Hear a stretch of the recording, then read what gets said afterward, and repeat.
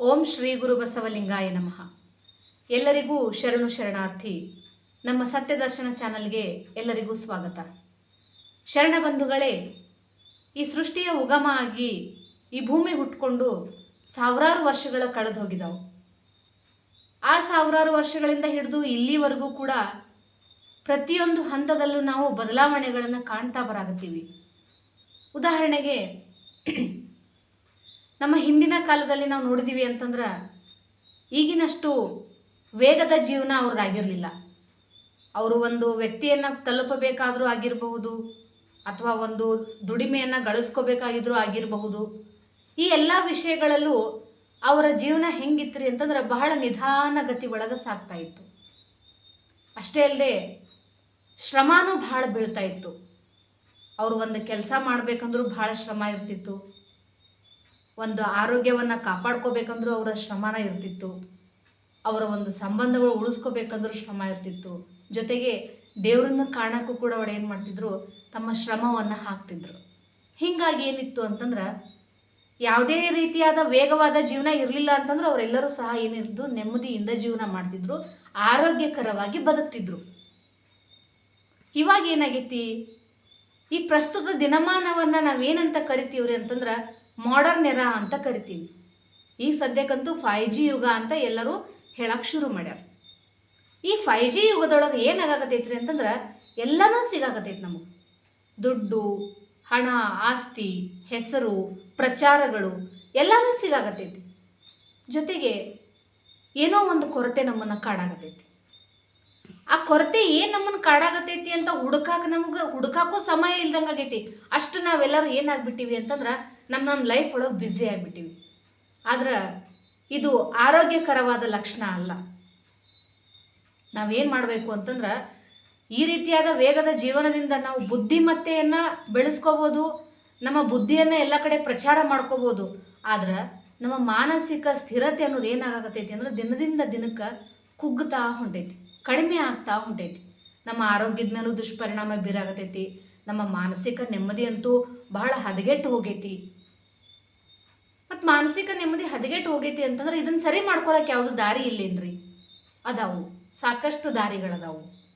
ಉದಾಹರಣೆಗೆ ನಾವು ಸಂಗೀತ ಕೇಳೋದ್ರ ಮುಖಾಂತರ ಇರ್ಬೋದು, ನಮ್ಮ ಸ್ನೇಹಿತರ ಜೊತೆ ನಮ್ಮ ಕಷ್ಟ ಸುಖಗಳನ್ನು ಹಂಚ್ಕೊಳ್ಳೋದ್ರ ಮುಖಾಂತರ ಇರ್ಬೋದು, ಅಥವಾ ನಮ್ಮ ಬಂಧು ಬಳಗ ಸಂಬಂಧಿಕರ ಜೊತೆ ಸಮಯಗಳನ್ನು ಕಳೆಯೋದಿರ್ಬೋದು, ಯಾವುದೋ ಒಂದು ಏನನ್ನೋ ದೃಶ್ಯ ಮಾಧ್ಯಮವನ್ನು ನೋಡೋದ್ರ ಮುಖಾಂತರ ಇರ್ಬೋದು.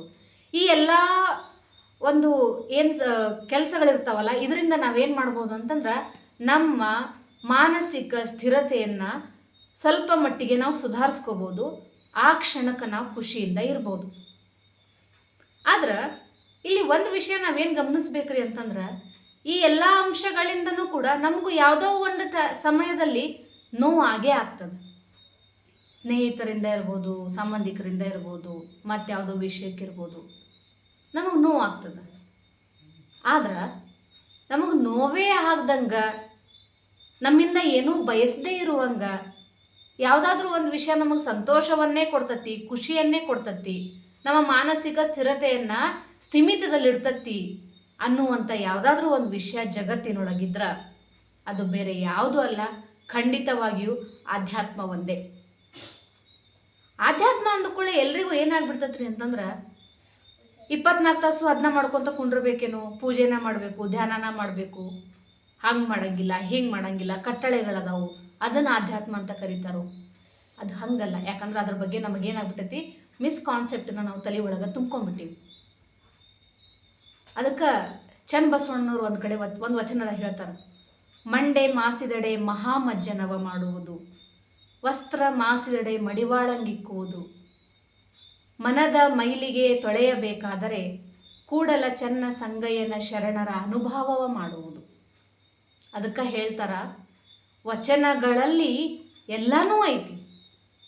ಎಲ್ಲ ಸಮಸ್ಯೆಗಳಿಗೂ ಉತ್ತರ ಎಲ್ಲಾದ್ರೂ ನಮಗೆ ಸಿಗ್ತತಿ ಅಂತಂದ್ರೆ ವಚನಗಳ ಮುಖಾಂತರ ಮಾತ್ರ ಸಿಗ್ತತಿ. ನಾವು ನಮ್ಮ ಮನಸ್ಸನ್ನು ಸ್ವಲ್ಪ ಮಟ್ಟಿಗಾದರೂ ಆಧ್ಯಾತ್ಮದ ಕಡೆ ವಾಲಿಸ್ಕೋಬೇಕು ಶರಣರೇ. ಸ್ವಲ್ಪ ಮಟ್ಟಿಗಾದರೂ ನಮ್ಮ ಮನಸ್ಸಲ್ಲಿ ಭಕ್ತಿಯನ್ನು ತುಂಬ್ಕೋಬೇಕು. ಹಂಗಂದಾಗ ಮಾತ್ರ ಏನಾಗ್ತತಿ ಅಂತಂದ್ರೆ ನಮಗೆ ಬರುವಂತಹ ಸಮಸ್ಯೆಗಳನ್ನು ಎದುರಿಸುವ ಮಾನಸಿಕ ಸ್ಥೈರ್ಯ ನಮಗೆ ಗೊತ್ತಿಲ್ಲದಂಗೆ ತನ್ನಿಂತಾನೇ ಉದ್ಭವ ಆಗಕ್ಕೆ ಶುರು ಆಗ್ತದೆ. ನಾವೇನೇ ಹೇಳಿದ್ರು ಆಲಿಸ್ತಾನ ದೇವರು, ನಾವೇನೇ ಹೇಳಿದ್ರು ಕೇಳ್ತಾನ ದೇವರು. ನಾವು ಸಮಸ್ಯೆ ಒಳಗಿದ್ದಾಗ ನಮಗ ಗೊತ್ತಿಲ್ದಂಗೆ ಏನು ಮಾಡ್ತಾನ, ನಮ್ಮ ಬೆನ್ನ ಹಿಂದೆ ಬಂದಿರ್ತಾನೆ. ಆದರೆ ನಾವೇನು ಮಾಡಾಕತ್ತೀವಿ, ಆಧ್ಯಾತ್ಮ ಅಂದ್ರೆ ಈಗಿನ ಕಾಲದಾಗ ಈಗಿನ ಯಂಗ್ಸ್ಟರ್ಸಿಗಂತೂ ಏನಾಗ್ಬಿಟ್ಟೈತಿ ಅಂತಾರೆ, ನೆಗ್ಲೆಕ್ಟ್ ಆಗ್ಬಿಟ್ಟೈತಿ. ಆಧ್ಯಾತ್ಮ ಅಂದ್ರೇನು, ಬರೀ ರಿಟೈರ್ಡ್ ಪರ್ಸನ್ಸ್ ಮಾತ್ರ ಆಧ್ಯಾತ್ಮದ ಕಡೆ ಹೋಗಬೇಕು, ನಾವು ಈಗೆಲ್ಲ ಹೋಗಬಾರ್ದು. ಆದ್ರೆ ನಾವು ಅಲ್ಲಿ ಫೇಲ್ ಆಗಕತ್ತೀವಿ. ನಾವು ನಮ್ಮ ಜೀವನದಲ್ಲಿ ಏನೋ ಮುಂದೆ ಹೊಂಟೀವಿ, ಆದರೆ ಮಾನಸಿಕವಾಗಿ ನಾವು ಭಾಳ ಹಿಂದೆ ಹೊಂಟೀವಿ. ಅದಕ್ಕೆ ನಾವೆಲ್ಲ ಏನು ಮಾಡಬೇಕು ಅಂತಂದ್ರೆ, ಶರಣರ ವಚನಗಳನ್ನು ಓದಬೇಕು, ಶರಣರ ವಿಚಾರಗಳನ್ನು ತಿಳ್ಕೋಬೇಕು.